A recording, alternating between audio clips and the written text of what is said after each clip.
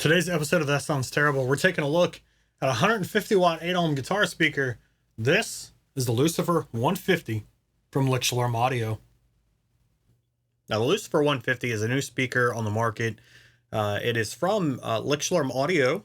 Daniel and the team at Fane Acoustics came together and designed this for the Prometheus guitar amp, which is also from Lichtlaerm Audio. Now, I have not yet played the Prometheus. There are fantastic things about the amp, but I did buy one of the speakers. All right, so let's talk about the speakers that we're going to be using in today's video. We'll go over the gear, and then we'll dive right into all of the sound samples and all of the kind of what's going on there. So the speakers I chose for today's endeavors is going to be obviously the Lichtlaerm Audio. It's the LCFR 150, the LCFR. So quick specs on this one. It is going to be 8 ohms. It is only available in 8 ohms.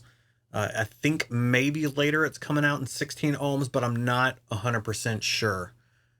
So of course we're looking at 150 watts of total rated output power.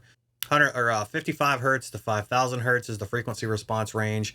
The sensitivity is 99.43, and the resonant peak is 65 hertz. So that's kind of where we're going to be sitting with this speaker. Again, this is in collaboration with Fane Acoustics.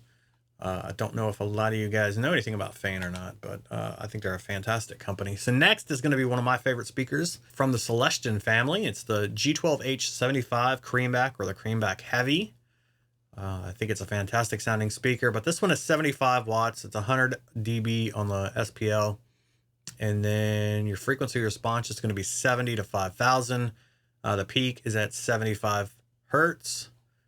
So from the Fane family, I'm going to go with the F70. This is an absolutely stunning speaker. It's probably my favorite that out of the 3 that I've tried from Fane Acoustics. This one is just fantastic. So 70 watts on this one as well, 70 to 5000 on the frequency response range. Again, 8 ohms. It's 100 dB, and it is not listed for the response peak. But based on their chart, it looks like it's about 75 hertz. This is 50, so 60, 70, 50, 60, 70, 80. It's between 70, 75 hertz, somewhere around that. I kind of wish it was listed, but it is not. So F70, that's what we're going with. And the last one, I'm sure you've already read it, is going to be the DV77, the Mick Thompson signature. This is by Eminence. Also 70 watts.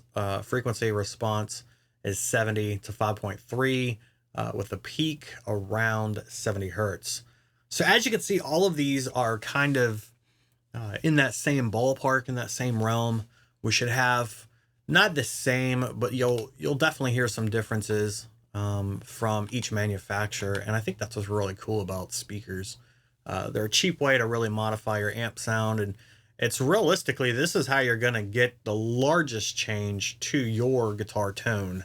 For whatever reason, guitar players don't believe that, I guess. So the LCFR 150 is a new speaker that we're testing, so this ought to be really cool. So let's go over to Logic. And we'll talk about the gear that we used for today's stuff and kind of what we're going to be doing. In Logic, we have our clean DI signal that's coming straight out of the guitar. This is going to be using a neck pickup. For this, I chose to use my PRS 245 SE. It has a bare knuckle pickups, Holy Diver pickup. I partial split the coil, and I use a treble bleed to get my tone off of that. So that's going to be our clean tone. Now for the dirty tones down here, we are using a bridge pickup, and I chose to use my Thrash Factor Dave Mustaine signature pickup from the Kramer Vanguard. So that is going to be the pickup. Yeah, it's probably nothing any of you guys are going to be using, but it is what it is. Now the amp we are using is going to be the Rivera Knucklehead Reverb. I'm using it on the clean channel for the neck, and then channel 3, or the blue channel, for the high gain stuff. The amp is boosted on that gain channel, and we are using the TDS Effects Sekhmet Overdrive. I think it sounds fantastic with that amp. It just has a nice kind of chime to it. let's go ahead and dive right into it. So this is going to be the Lucifer 150. This is going to be on the neck pickup of again, and this will be some clean tones. So let's see how well that sounds.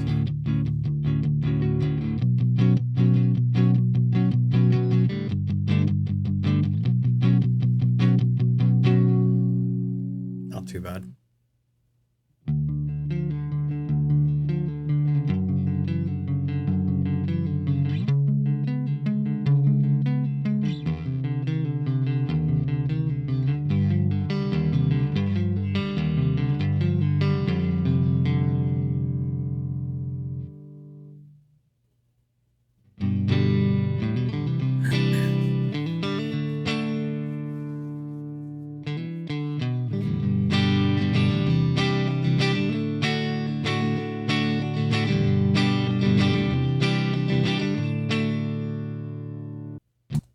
All right, so as you can tell,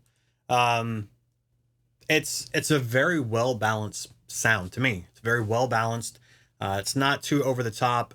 It's not too dark. Personal tastes come into play here, so a lot of this is going to be based on my preference. It's not anything negative against the speaker. You know, tone is subjective to everybody individually. So let's kind of just take a gander. We'll kind of shorten the clip here. Maybe, because I have no idea what I'm doing in Logic. I'm still kind of learning this, but let's go with this section here. So I'll do a quick run through on each speaker independently, just to kind of get a feel for how they sound. So let's go.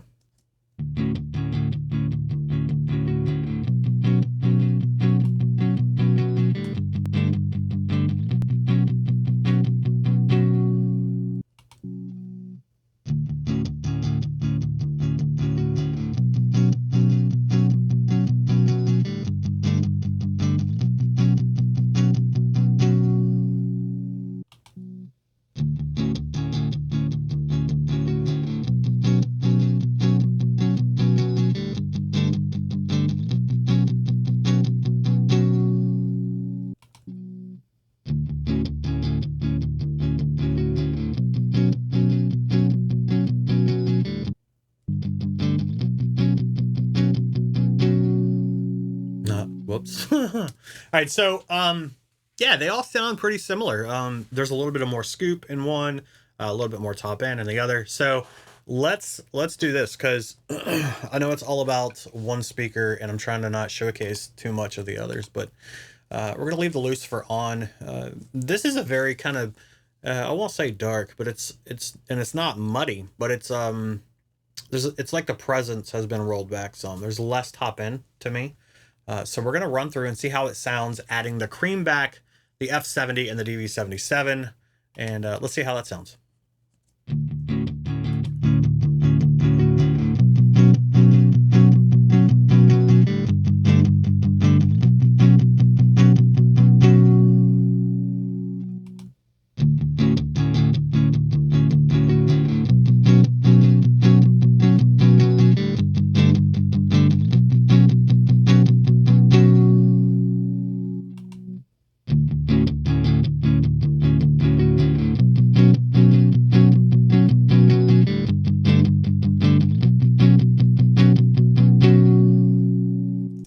All right, so out of those three mixes or blends, whatever you want to call it, I guess I could show this down here. What's going on?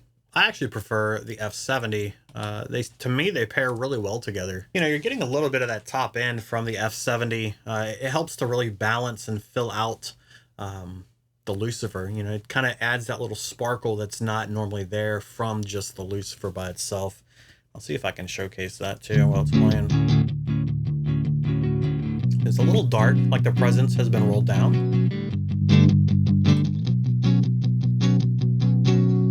So this is the F70 by itself. I'm gonna add Lucifer.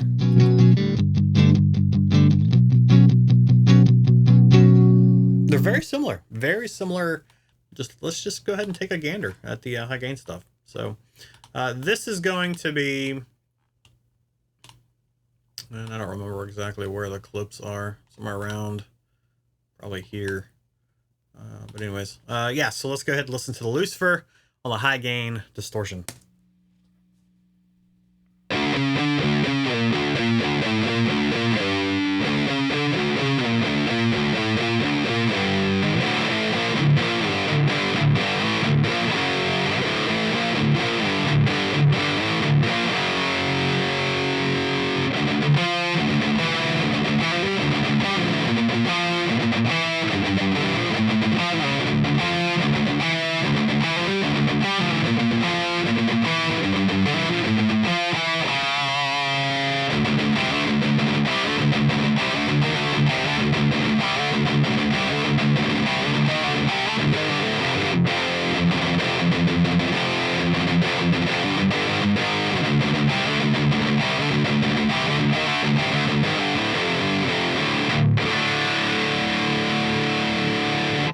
All right, so that's the Lucifer by itself. I think it sounds great as a distortion channel. I just, you know, that presence, you know, how it sounds kind of rolled back to me.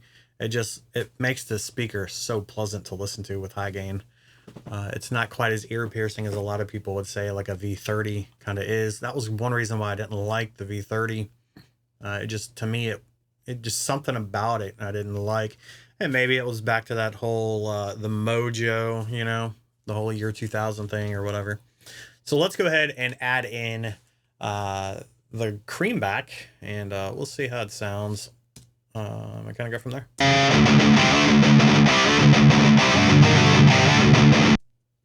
Do I have another channel unmuted? I do. Wow, I'm so sorry. All right, let's try this. Let's try this again.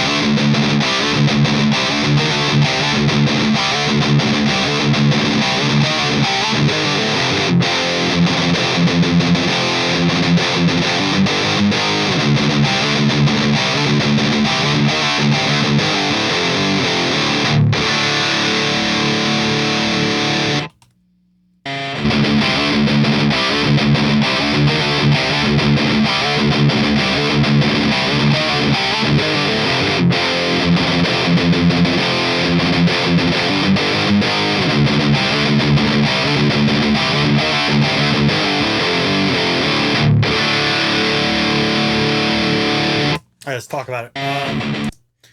So out of those, the F70 was really bright. I think that's what I like about it. It allows it to cut through. You can really hear it come through. But the Creamback Heavy, man, it's got a sound that is just in your face. I really enjoy it. That's actually what I have it paired with in the room. So it's in my Ward 2x12 ported cabinet. Shout out to Sean Ward at Ward Guitar Custom Cabinets, or Ward Guitar Cabinets. Anyways, yeah, so that's what I have it paired into. Now, the F70 is in a Mojo Tone Twin Canyon 2x12, and I actually have that paired with a Jensen Electric Lightning. And the DV77 is in a Mojo Tone Imperial 2x12, and I have that paired with a, it is a Mojo Tone Greyhound. We'll do those in another time, but... So, I don't know, man. What do you guys think? What do you think it sounds? Which one sounds best to you? Because, you know, again, tone is subjective. I think by itself, the Lucifer F70 or the Lucifer 150 is incredible. Again, the presence to me sounds kind of rolled down, which makes this a very good candidate to blend with other speakers. By itself, it sounds awesome. But I do prefer to have a little bit more top end, and that's kind of where the Creamback and that F70 really shine with the speaker. To me, the Lucifer actually reminds me of a kind of a modified F70. Yeah, it's a really good speaker overall. I'm really impressed with it. Is Is it a groundbreaking, speaker? I don't know. I think it sounds fantastic. I think it's gonna make its place for those who are in the know, I guess you would say. It's not gonna be something I would expect to become like the next standard, but this thing is incredible. It really is. There's so much you can use this for, and kudos to Daniel and the Lichtlaerm Audio guys, everybody at his team that worked on it with him, or if it's, I don't know if Daniel has a team or not. Anyways, and shout out to the Fane acoustic guys, the team over there. They've come up with a brilliant speaker. I'm super happy I got it. I'm actually going to let it break in some more. I've only got about 6 hours of pink noise going through the speaker to kind of give it some break in. I do that with all of my speakers before I play test them on the channel, just so that you guys can kind of get a idea of pre-broken in.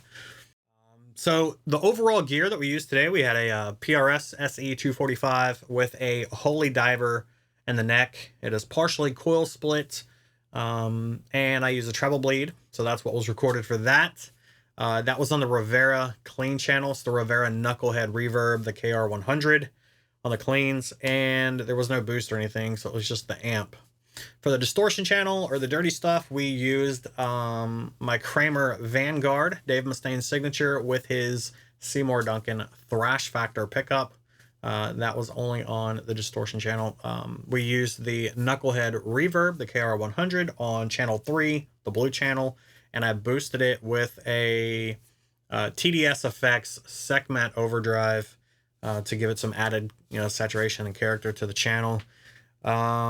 Yeah, so that's kind of it. Now, all of the speakers were mic'd up with a Sure SM57. I wanted it to be as simple across the board. I actually had to go out and buy an extra speaker, or a microphone. Good Lord. For today's video. I only had 3, now I got 4.